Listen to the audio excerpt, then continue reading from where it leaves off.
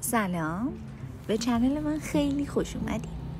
امروز میخوایم کنار هم یه مرغ پرتقالی خیلی خوشمزه درست کنیم. برای این کار اول از همه باید به مرغ‌هامون زردچوبه و نمک بزنیم و اونا رو تو روغن داغ سرخ کنیم.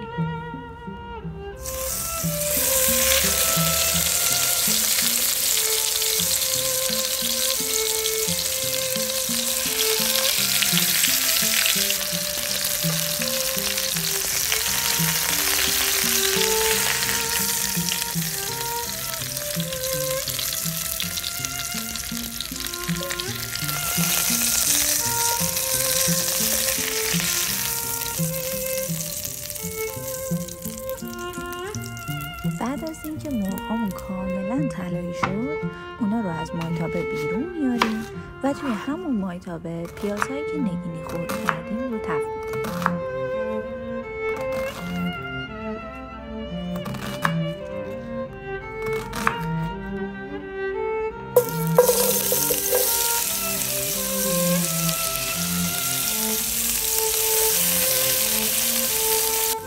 پیازمون که یکم سبک شد بهش نمک، پودر پیاز و فلفل سفید رو اضافه میکنیم.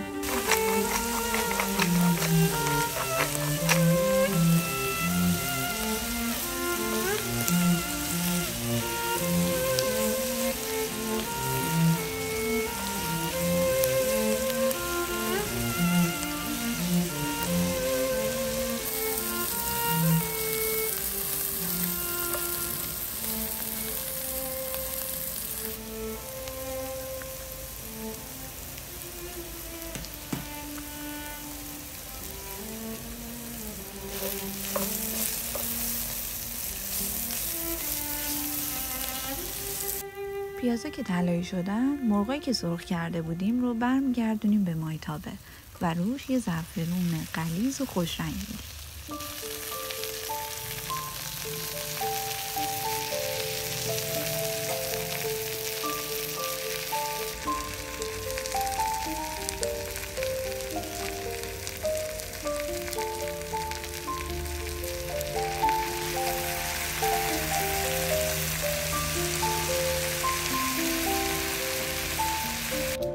آب پرتقال تازه و آب نارنج رو به مرغا اضافه کنیم.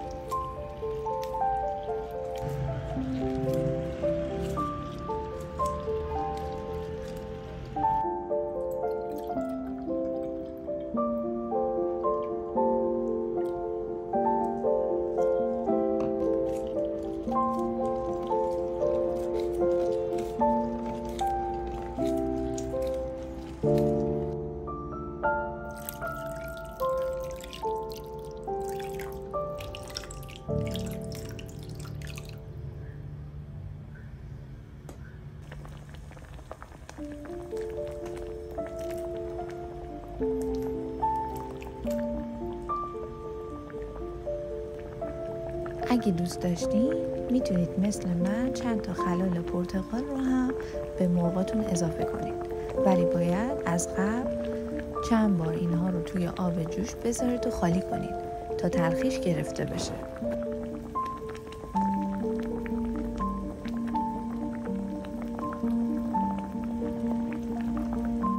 اجازه بدین که مرغا با شعله ملایم کامل بپزن. توی این مدت شما میتونید یه برنج با ته‌دیگ زعفرانی و خوش رنگ درست کنید.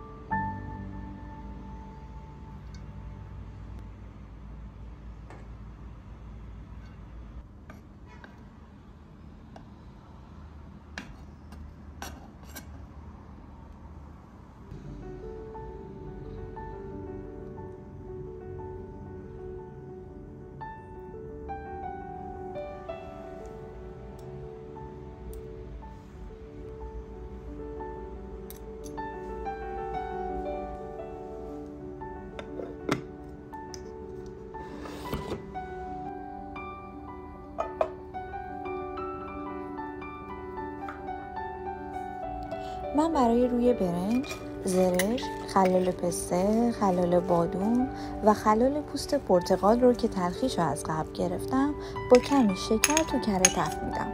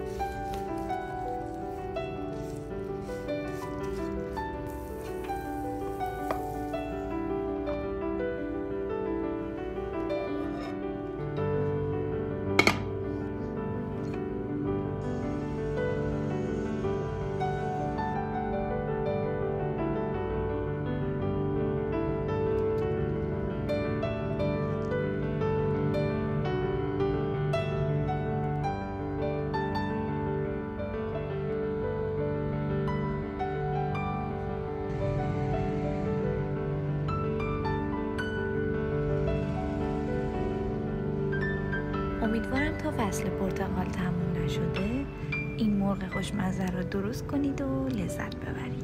نوش جونتون.